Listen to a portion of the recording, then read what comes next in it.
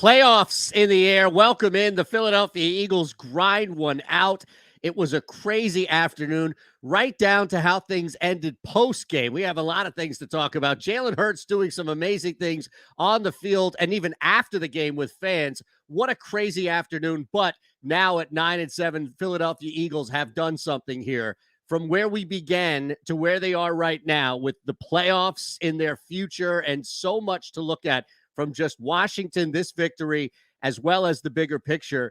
It's been a long journey, and I think it's definitely tested our patience. In some cases, maybe a little premature. In other cases, we were like visionaries, the collective fan base yelling and screaming to run the football. A lot of ups and downs. They definitely got by without being decimated by COVID, and still one more game to go in this season here, but they get away with a victory in division. There's going to be some things where maybe people wanted to see a bigger margin of victory, wanted to see a more crisp first half. Absolutely. We have a lot of things to poke at, I think, in this game specifically. But the bigger picture is that this Eagles offense and defense collectively as a team has arrived as we hit the end of the season. Jess is in the house, and let's just get right to this. Rachel is here producing as well. She's going to pop on, and we'll have a lot, I'm sure, from Twitter. And I'm laughing because right before we came on here, you just referenced this story about the railing. And here's Jalen Hurts saving the day. It doesn't matter if he's on the field or if it's after with fans on the field after a railing collapse.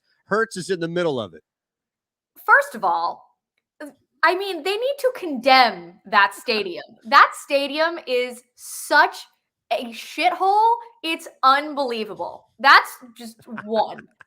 Yes. Two, I don't know if anybody. So what we're talking about is basically as the Eagles were walking off the field, a bunch of Eagles fans, because the only fans that were there today were Eagles fans, and there was one guy in New Jersey. That was weird, but they're as they do, all kind of crowded around the tunnel when the team runs off the field, cheering, getting excited, what have you. And as Jalen Hurts is walking off the field, all these fans are leaning over this railing, for a high five, doing the whole thing. And the railing collapses and they tumble into the tunnel. And, Jalen stays, helps everybody up, posing for pictures, giving hugs, being awesome. But like this railing and all of these large men were this far away from falling on top of Jalen Hurts. And had they landed on thank God he's athletic as he is, because the way he jumped out of the way, that could have really, can you imagine if that was sort of how the Eagles fell apart, is that the shithole of a Washington football team stadium falls apart and hurts our starting quarterback. Yep. The conspiracies would be vast across the board. People would be calling for internal investigations of the internal investigations. Yeah, absolutely. And you're right. As far as condemnation of that stadium, it's beyond. But the narrow margin of escape. We saw that today as far as evading a sack. It's almost like he was preparing for that off the field in real life. Dead on. I mean, this video is just one of the most insane things I've ever seen. It's more insane than the sewer pipe bursting at the end of last season in that stadium. This is actually wild. I know YouTube is all tricky and stuff, so I don't want to get us in trouble or anything. I don't know if we're even able to share that. But yeah, I mean, it's insane right here. So it's all over social if you haven't seen it. And the beauty of it for us is that not only, as Jess mentions, does Jalen Hurts escape, but then he's just hanging. He's hanging with the fans that are down there. Just like, got the win. Heart attack victory, as I see there. Chris Carbaugh on the chat right away. And yeah, absolutely. It came down to the wire. This is a divisional opponent. They're not Giants bad. They were still in the mix here for something at least. And after all of that, I mean, I can't even imagine the opposite. I'm glad that at least some fans survived that thing and got to hang with him. Yeah, I mean, he's funny, and it's funny because security is like losing all of their marbles trying to get him out of there and trying to get these people away from him. But he's he helps everybody up, is giving hugs to people, like pose for a couple pictures, and like he's very clearly also trying to be like, all right, guys, like gotta go.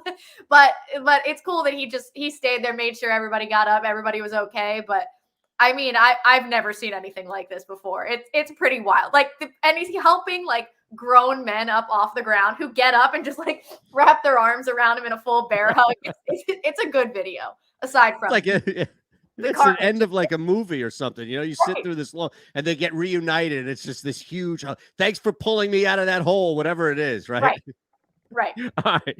So Wild. beyond the post-game heroics, we have the game itself to look at. And, again, we see this first half where it just was not what I think we all expected, especially from last matchup, not even so much last game, but just last matchup with these two teams down to a third string quarterback, technically, I think fourth, if you still count Fitzpatrick as the number one guy when he came into this. So we were all, and I think the team as well, right, Jess, we were all kind of expecting a different start because you kind of knew it. It's like you could see that train coming at you 100 yards, 100 miles, I guess, away, whatever, a far distance away, pardon me. You should be able to avoid that. And yet here we go, another slow start. It's the same thing that you and I have talked about sort of week in and week out. You know what the opposing offense is going to give you. You know what you listen. They had a bunch of starters still on the COVID list. Taylor Heineke is a serviceable quarterback, but he is a mid to low tier NFL quarterback at best. Their offensive line is one of the most horrific in the NFL this year, and they were down 2 starters. There's absolutely no reason why they should have been moving the ball up and down the field on you at will. I really had no complaints with the offense today. I thought Jalen Hurts from start to finish played one of the most complete games he's played this season. And I thought the offense pretty much played well collectively as a whole against a team that you knew was going to come out and give you their best shot after they were embarrassed on national television last week. Embarrassed in many ways, the fight on the sideline, how many points they gave up to the Cowboys. There were so many embarrassing things about that. You knew, especially defensively, you were going to get their best shot because they needed that for their own pride. The offense, I really don't have many complaints with it right now. It's still the defense. And I realize they only gave up 16 points. But again, it's the same thing that we've been talking about for the last couple weeks. Like, even that is too much. And the way that they were sort of able to freely move up and down the field, like Rodney McLeod bailed Jonathan Gannon out of this game. Jonathan Gannon should give Rodney McLeod his weekly check. Hey, Jake Elliott might deserve a small little sliver of that, hitting that kick just to put him in that position that would have had to score. Because if it were a field goal, they would have already kicked that. Sorry. You're absolutely correct. So, and I just think there are a couple people that really did bail the Eagles out collectively today. And I think Rodney McLeod is absolutely one of those because that defense, I mean, everything you need to know about the Eagles defense is you need one stop to win you the game. First down, you bring enormous amounts of pressure, you get a deflection. Second down, bring enormous amounts of pressure, get a deflection. Third down, what do? You play soft and execute poorly, and they get a first down and then drive the rest of the way down the field. It's one of the most boneheaded things to watch this man call an NFL defense because it is so poorly done all of the time. All of the time. And it's just so unbelievably frustrating because there are, again, I've said it so many times, there are too many players making too much money on this defense, too many veterans that should be playing better that end up bailing the defensive scheme out by just making big plays here and there, but they're also too few and far between. Right. And I think that is the crux of the issue here that we've been talking about really throughout the year is and bailout has been a term that's been used a lot on this show. And I think it definitely rightfully so is because it gets lost in there in just this broader criticism of the defense. It's not really that. It's not that we're criticizing an entire unit of play. It's not like they gave up 42 points to the Jets and we're sitting there scratching our heads like, how the hell does this happen? Right. It's bailout. I mean, in order to be bailed out, you have to finish on a good note, right? Otherwise, otherwise you're stuck in jail. So there needs to be something here. And it's been the players. It's been this wake-up call of just penetrating and stopping the run. It's been key turnovers made by that secondary. And you're right, Rodney McLeod came up gigantic. And these things, I think, what we've seen, again, big picture, is that it's good enough to beat probably 2/3 of the league, but there's no way in hell, and I see 91, like there's no way in hell it's good enough to beat the playoffs. Right. Now that's a different story, right? As far as us talking about the playoffs, just, but at the same time, how much do you, and I'm curious from you yourself, how much do you balance? Because I'm not going to ask you to justify, mitigate, or write off anything. You're right. Definitely not your frustrations with the defense, because I'm with you. But it is a divisional game. It is the second time around. They grinded the hell out of this game out. You like what you saw from the offense standpoint. Is it enough to say that, hey, you wanted more out of this defense, but it's more about the divisional opponent? Or, and look, I'll appeal to what we've been talking about all year, which has been that bailout thing. So I just want to know how much of this you just focus on being the divisional opponent as opposed to it being something that we've just been talking about consistently, because I think there is somewhat of a subtle difference. But let me just end with this. It doesn't mean that if it's one or the other doesn't exist. Sure. I know it was a lot. Sorry. No, and I agree with you. I think ultimately it's still frustrating because you brought it up and we've talked about it before. 91 in the comments said the same thing. Like, they can get away with that against a Jake Fromm, a Taylor Heineke, a Garrett Gilbert type of player, the New York Jets. They can get away with those kinds of performances and the slow starts by the defense, and then the bailouts at the end, and it coming down to the wire. They can get away with those against those types of teams, those types of quarterbacks. When it comes down to it, though, the Cowboys come to town next week. That's a different situation than a Taylor Heineke, Jake Fromm kind of deal. And it's still, to your point, a divisional game, second time around, we'll see. But I think that, yes, of course, they, the divisional game is definitely, it's always a different game. It doesn't really matter, how bad or how good a team is. They're usually tough games. However, the second time that Dallas and Washington played last week, they got obliterated. Actually, that was the most lopsided game in the NFL this season. So those are things that, you expect, and you expect the Eagles to see what the Washington football team did, a couple weeks ago and build on what they did. Going into this game, I ultimately leaving the game. Obviously, I'm satisfied with the win. I'm pleased with what, the fact that I think this was going to be, Sam and I actually talked about this week in our Babes on Broad episode, that this was going to be a big Jalen Hurts game regardless. Like, you didn't know what you were getting from the running back. So he was going to have to be the X factor that was going to win you this game. And that's exactly what he did. He did everything he needed to do to be able to win you the game. It just would have been nice for the defense to do just a touch more, so it wasn't as close. That's all. Just a little.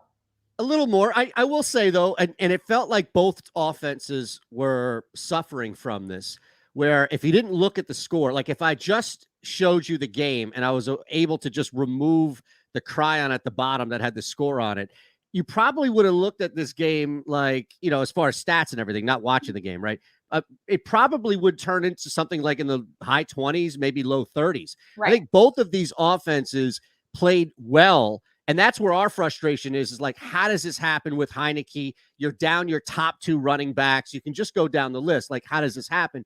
But at the same time, I think for whatever reason, if you want to credit the Washington defense, if you want to say, hey, maybe there could have been more in the first half of the offense, it felt like both offenses in this game did not live up to what they created between the 20s to when they got to the red zone. And look, the reality is that you had a couple of turnovers from Washington, right? Or that big one by, McLeod there at the end. Mm-hmm. And then ultimately the Eagles just got by. And that's why it's 4 points. It's like they had one and a half more possessions if you count the turnover as taking away a half, right? It's like, okay, they just got by. And, I saw Patrick there on the comments, and Rachel put it up about divisional game, tough Washington team, different than the one a couple of weeks ago. Right. A win is a win. Absolutely. Sure. I think the difference is a win is a win. And then people may look at it and say, yeah, but are you going to be taking on Patterson and Smallwood in the playoffs or against Dallas? And that's where I think it gets a little bit complicated. That's sort of where looking at it objectively kind of comes into play. You of course, a win is a win, especially in the division. You always want to beat the divisional opponents. You lost twice to the football team last year. You wanted that little bit of revenge. And obviously, they need to win this game to be able to get into the playoffs. They needed this win today, but ultimately, you're right. You're not going to be facing Wendell Smallwood, Taylor Heineke, and Patterson in the playoffs, right? Like those aren't the guys that you're going to be facing. So you can't, Taylor Heineke completing 75% of his passes. Yep.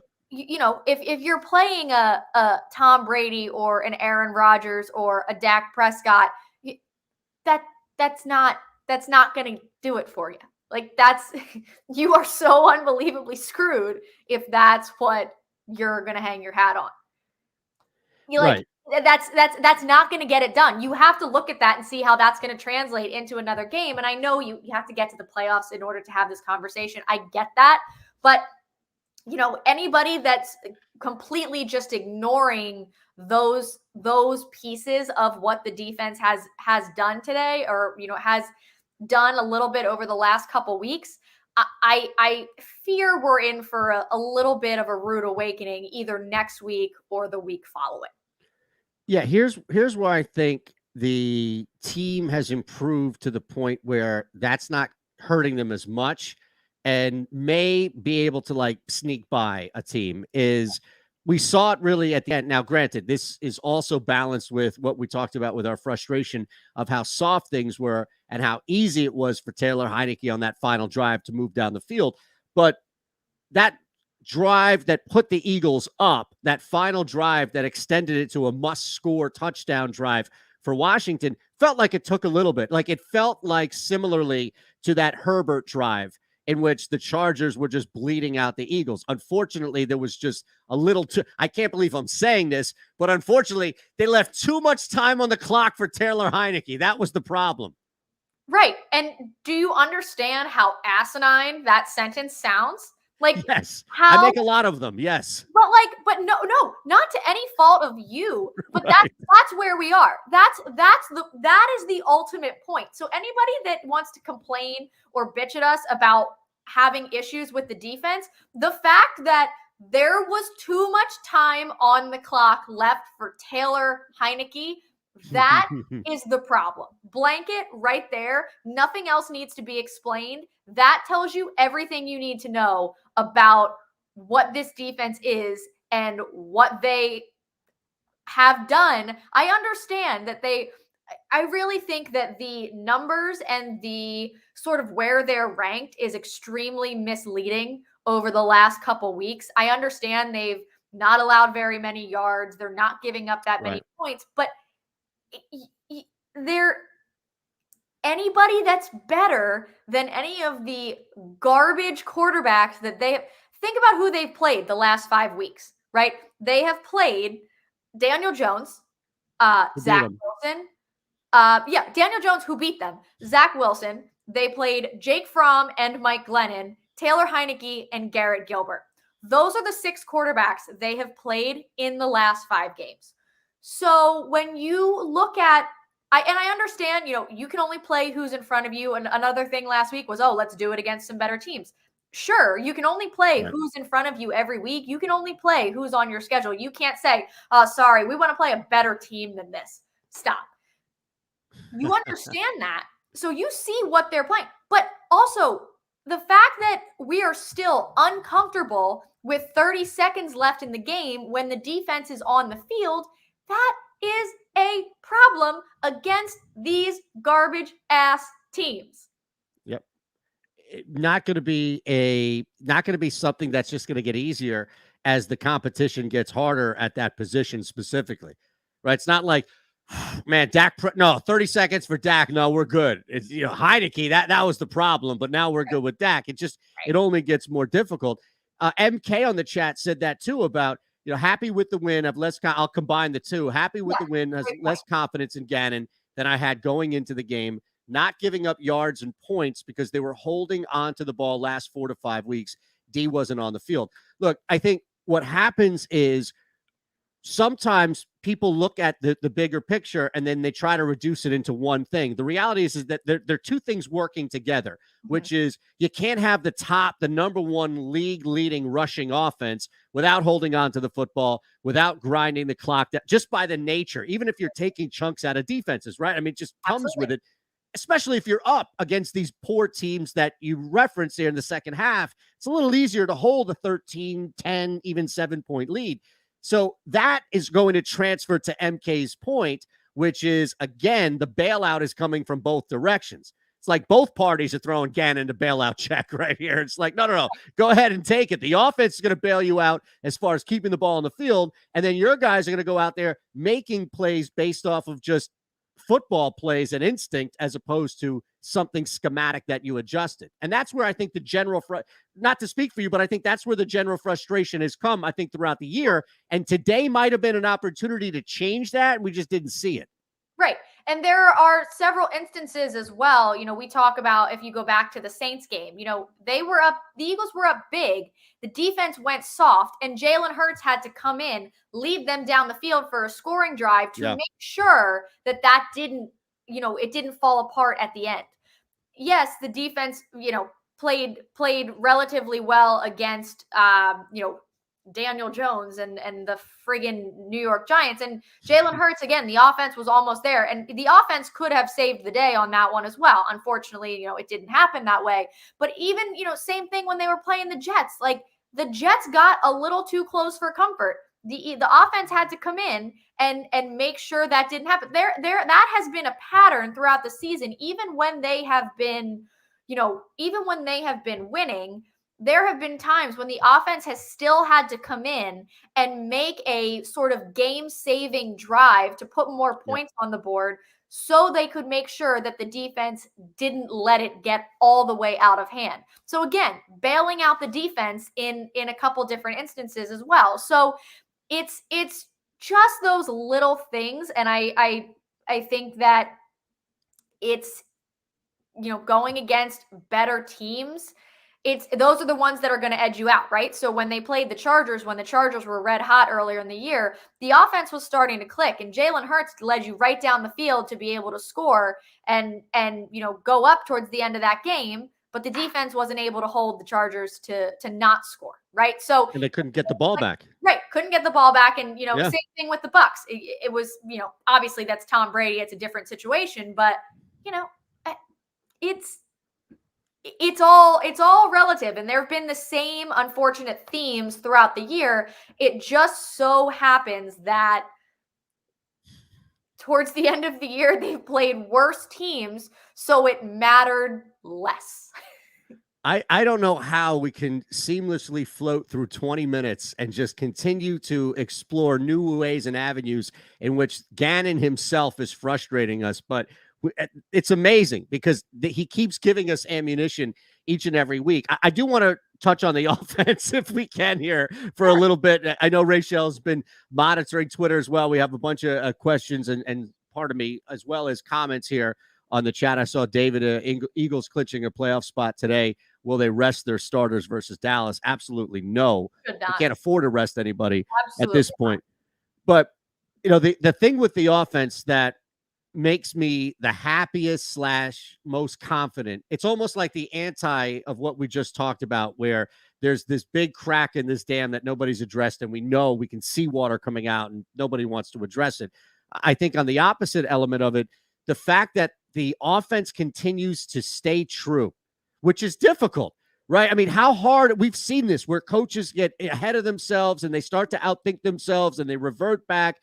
Again, Miles Sanders, even Jordan Howard to a limited extent, you know, today, I know he got the 11 carries and all, but it's stayed to the offense, its identity, right?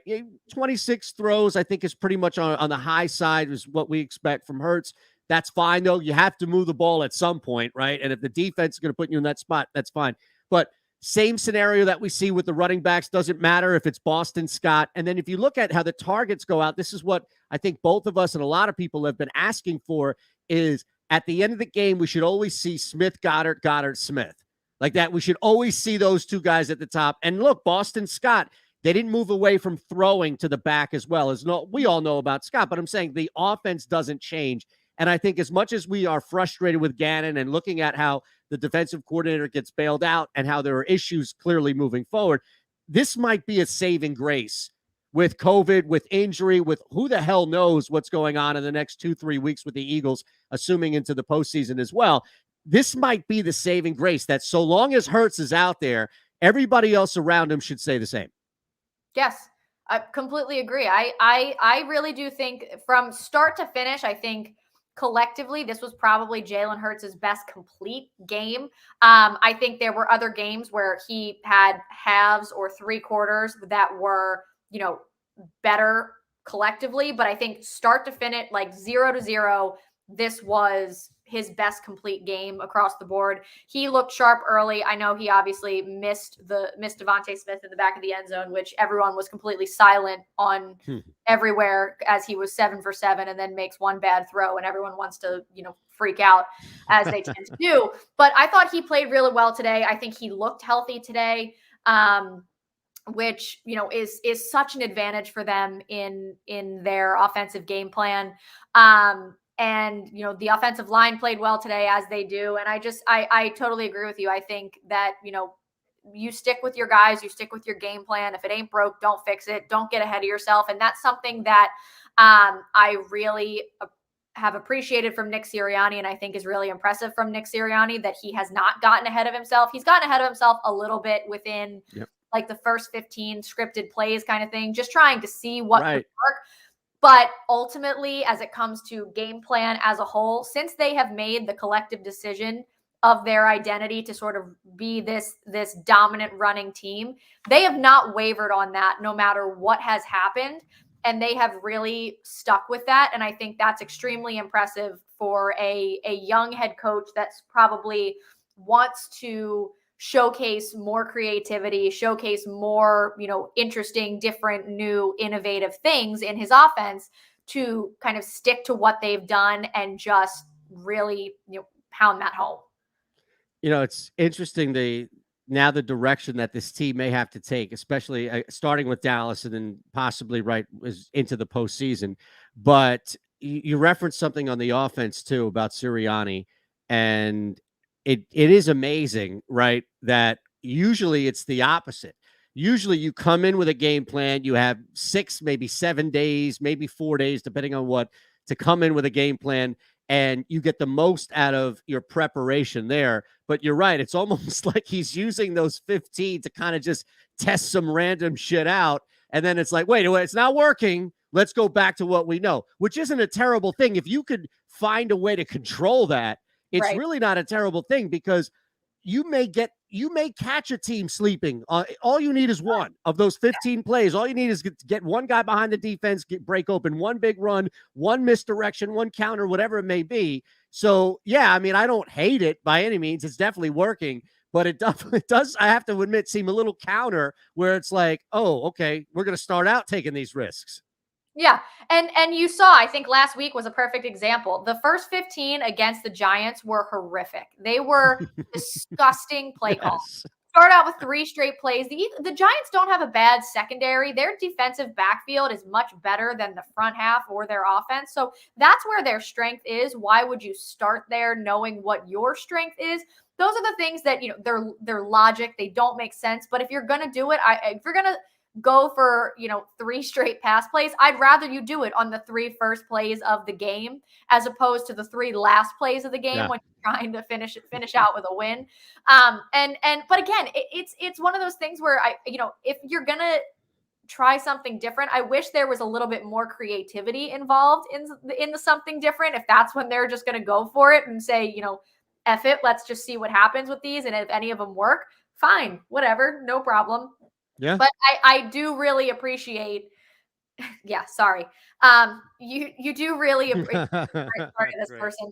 You do have to appreciate that he always reins it in. And he, I think, holds himself very accountable as well, which, it's a good thing. It's a good thing that, his ego doesn't play into it too much, because especially a guy who talked so much about wide receivers, loving wide receivers, being a wide receiver, and wants to obviously get the receivers involved in different new creative ways. I think it probably takes a lot for a guy like that to take a step back and say, we are a running football team. I think that adjustment is probably not, from a pride ego perspective, an easy thing for a wide receiver guy to do. And I think it's a really impressive feat for Nick Sirianni in a rookie head coaching year to make the adjustment, stick to it as much as he has, and get this Eagles team to where they are at 9-7 with a week left, and the ability to, have some other things happen and clinch playoffs today, or, win next week and get in then. Yeah, I agree. I think you can see the level of improvement and growth. And it also just stays with, going with what works and sticking to it beyond coming to that realization. If it was him or somebody else, what have you, that's fine. But Right. staying with it. So this is where I think from today, we have still frustration, I'm sure, for the first half. See where Twitter is. Twitter's going to take any opportunity they can to be critical in some regards. I wonder how critical of Hurts people will be, especially because he seems to be the top target. Although I will say this, you talk about a way to soften the blow of criticism, helping fans who fall off of a fallen railing on the field and then taking pictures with them. I don't care how much you hate this young man. You have to give it up for him at that point. So we'll see what Rachel has here for Twitter. But, this is where I think after a culmination of now all but one game left, we've seen this team, as we just laid out, us two, and we'll see what Rachel thinks and anybody on the chat as well, Jess, just about, and this one question. If I told you Dallas or any of the teams, you can even pick the playoff team that you want, but it stands to reason that playing a better quarterback means that the defense is probably going to give up some more points, which means the offense may have to throw. If I told you 35 attempts minimum for Jalen Hurts, Dallas or any of the playoff games, does that change your confidence at all in the Eagles' ability to win? No. I have a lot of confidence in Jalen Hurts. I think that if it comes down to it, if I had to put my money on the defense to get a stop to win the game, or Jalen Hurts to give them a drive to win the game, I'd put my money on Jalen Hurts 100 times out of 100. Even if that meant throwing on every single play, which I think makes sense if you said yes. Yes. Okay, I didn't need to lead the witness. I think I would. I give them the best chance to win, relying on Jalen Hurts to win them the game. Yeah, but Rachel, isn't that crazy that I feel like after now, 16 games, he's exactly what we were talking about week 2, week 4, week 7. Like, to Jess's point, there aren't many people in the NFL that I would. Now, there are a couple of quarterbacks, absolutely. They're big name quarterbacks who've got a pretty big resume to them. I get that. But just offenses led by quarterbacks right now, he's got to be top 10, maybe 8, as far as guys you want with the football in their hand, leading a scoring drive, field goal or touchdown. Yeah, I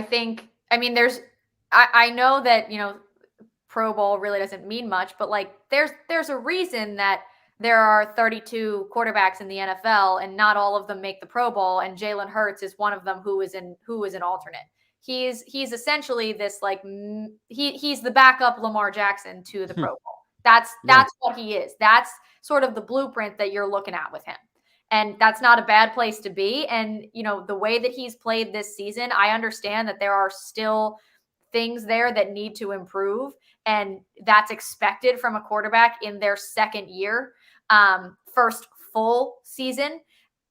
But, he's the kind of quarterback, we haven't had to have this conversation in a while, but, one of the biggest complaints with the last guy was can't do it in crunch time.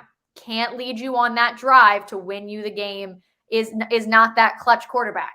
Jalen Hurts has showed you several times, even when he has been at his worst, that he still is able to go out there and drive you straight down the field and do Yep. everything he needs to do to put the team on his back and win you the game. If you have to put the game in somebody's hands, I'd absolutely be happy to put that in Jalen Hurts' hands and have all the confidence in the world in him to win the game. And if they don't win the game, you say to yourself, that was the best situation we could have asked for. Yep. That's the best shot we had. Let's not do that again next year. That makes sense. Okay. Absolutely. What's Twitter like?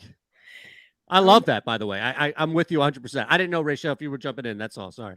Oh, no. You kept saying my name, so I was like, okay, yeah, let's go. Yeah, well, we want to hear what you have to say, too. Yeah. Part of the show. Surprisingly, I've only seen 2 tweets so far that were like, okay, Hurts QB1. Still, after like this performance where he's showing us time and time again that he is capable of leading the team to this victory, but a lot of them are more so like, I'm glad that this is done and what's the playoffs looking like for us. So people were being optimistic. I'm not seeing a lot of like super negative. Someone said someone hire Jonathan Gannon. So clearly you guys already touched on that a great deal. A win's a win. No Antonio Brown.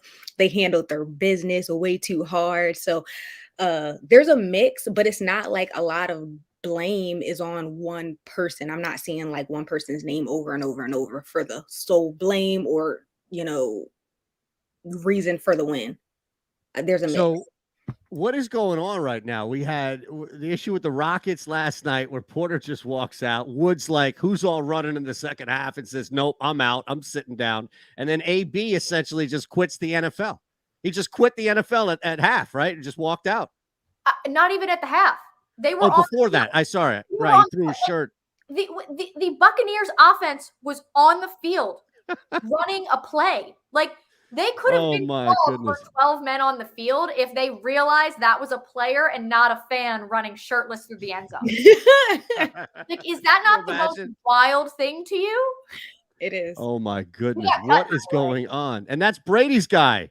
Brady was the one who went out on the limb. No, we're going to bring him in. This is my guy. He'll live with me. All these other things. But were you guys even surprised? That's what I'm wondering. No. Who it was. Not only am I not surprised, but I am pleasantly surprised. I'm not surprised about that, but I am actually pleasantly surprised that there aren't more tweets from idiots with like 7 numbers after their account and an egg on it that says, Eagles have to sign Antonio Brown right now for the playoffs or whatever the hell you're going to get there. So at least that's a little refreshing. We've evolved. Brown talk to somebody. Yeah. I really do think that there's some other issues there, and I really do hope that he gets any if he needs any kind of help. I really hope that he gets the help he needs, because that was wild. Yeah, absolutely. Look, I think you're right. I mean, he could be in serious need of like daily conversations and really need to address some issues with his mental health. He also could be an asshole. And, that like, that's the thing, too. Yeah. He's crazy, I think, from both hey, maybe in the sense of you need to sit and talk with some. I don't know. But the actions of him have also been consistent to where you could also pin it on him being a little bit of an ass. That's all. And people really don't care. Right. Yeah, that's it. That's a good way to put it. Sorry. Yeah, mine's a little more asshole. Sorry. But yeah, I don't think he gives a shit by any means.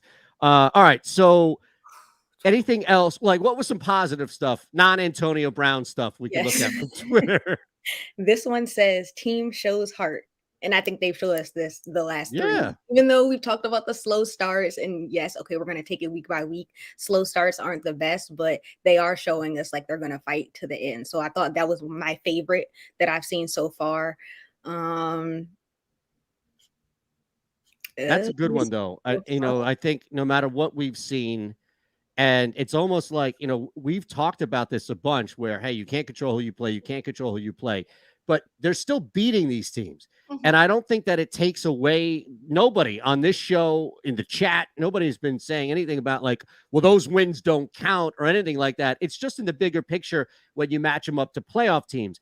But what I think may get lost in maybe translation is they're still going out and knocking these teams, in some cases, knocking these teams out, let alone down. So I think, yeah, it's worth to mention, grind, gut, whatever you can, eke out however you get these wins. And I think we are only not getting those kinds of comments and responses about these wins don't matter, because they quite literally do matter. If the Eagles were knocked out of playoff contention 3 weeks ago and they were still eking out these ugly wins against the divisional opponent, that's when we would be getting those kinds of comments like, these wins don't matter, Yeah. who cares, whatever, that. But people want playoffs, so they quite literally do matter. So we're not going to get any comments like that, because you're right. You don't control who's on your schedule. You can't pick who you play every Sunday. You just got to play the team that's in front of you and win the games you need to win and win the games you're supposed to win.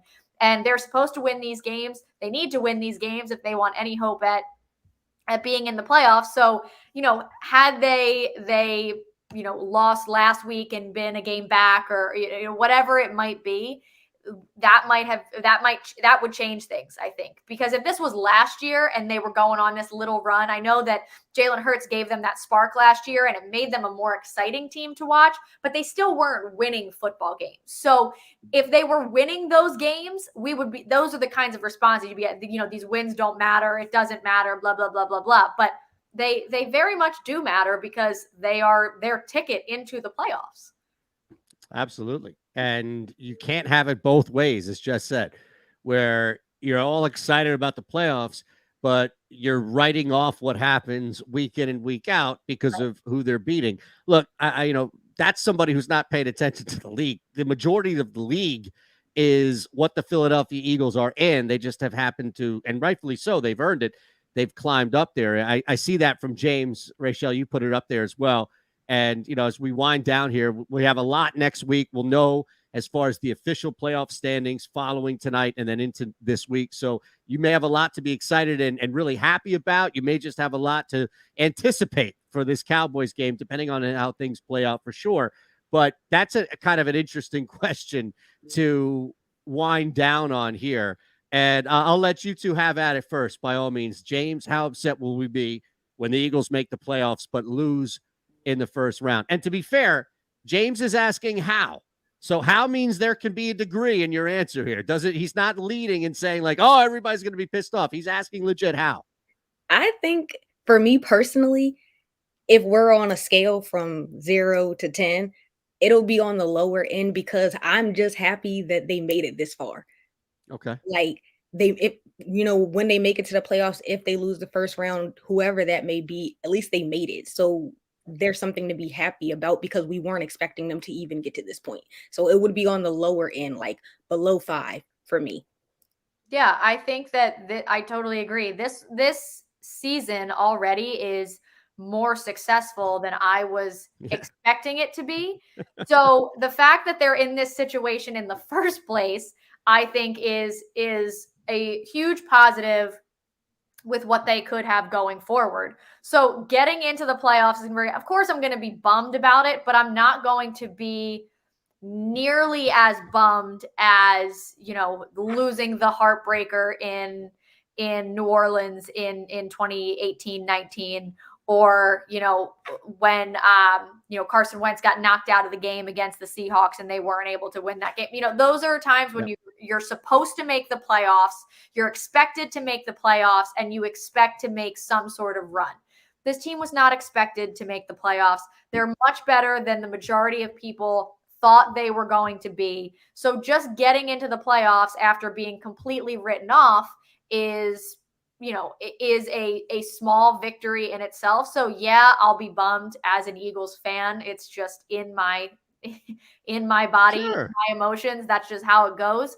But ultimately, any sort of playoff football, it's exciting to be a part of. So I'll be happy that they're there. I'll be bummed if they lose, but all you got to do is get in. You never know what happens. Yep. No, you never, ever know in this crazy game, especially in the wild card. And as they extend it, we saw the Giants do it right when they extended the wild card the first time around. So who the hell knows? But Yeah, I mean, for me, I'll just make it simple and kind of echo what both of you said and take it a little bit more with me, which is I think you have to be not A-B off, but you have to be a little off if you're going into this expecting that they're going to go on some run to the level in which it's going to make you look back and negatively reflect on the season. Because going into the playoffs and getting beat, even if they get beat into the ground, like going into the playoffs and getting beat is a direct representation of what's happened this year. They beat everybody they should have, and they lost to teams that they probably should have lost to for the most part, right? And even Vegas, I know they eke out that win with the Colts and all, but that's kind of what we were set up for, which is growth, which is, hey, let's see what this team has. They exceeded that by making the playoffs. Why would you ruin what they did by looking back and reducing this entire season where they could even win 10 games to whether or not they could beat the Packers or the Bucks in the first, or probably not the Packers, but the Bucks or even the Cardinals, whoever it may be in the first round? Madness. Sorry. Yeah, completely. All right. I'm in. All right. Good. We're all in. Have a great week, everybody. We appreciate it.